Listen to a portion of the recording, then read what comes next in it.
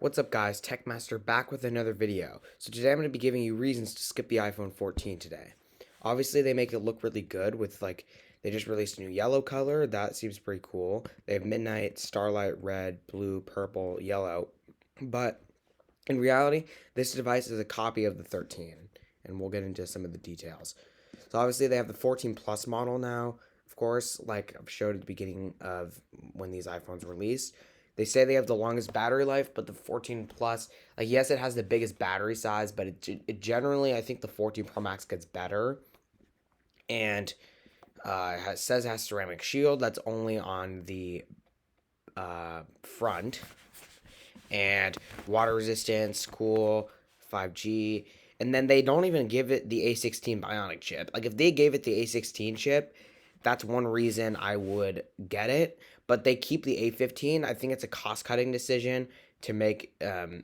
It does have a 5-core GPU, don't get me wrong, but the A16 is better. So, and they keep the same one from the 13 Pro. So, yeah. They do have crash detection and emergency SOS via satellite, but you know, um, and they just kind of make it look as good as it does, but it's not actually as good as you think. Because if you look at the prices, the iPhone 14 is $799, and it's exactly the same as the 13. With the only things that are really better about the 14 is it has no SIM card tray. It has eSIM, well, no SIM card tray and eSIM. Emergency SOS via satellite, crash detection, slightly larger cameras, and that's really it. Like, honestly. Oh, and a 6 gigs of RAM and a 5-core GPU. That's really it. Like, none of those things matter.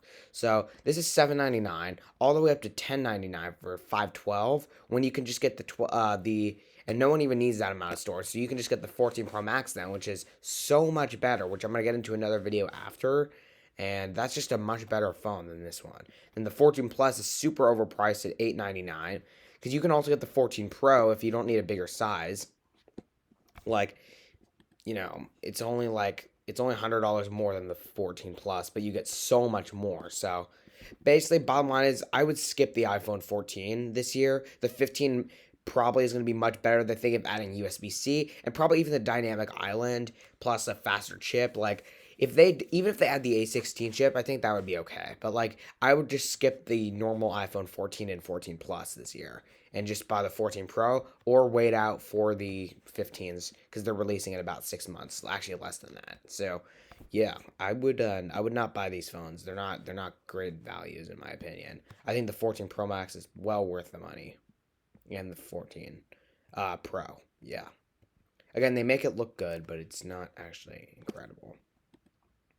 Anyway, guys, that pretty much sums up this video. I'm going to do a video on the 14 Pro next, so stay tuned.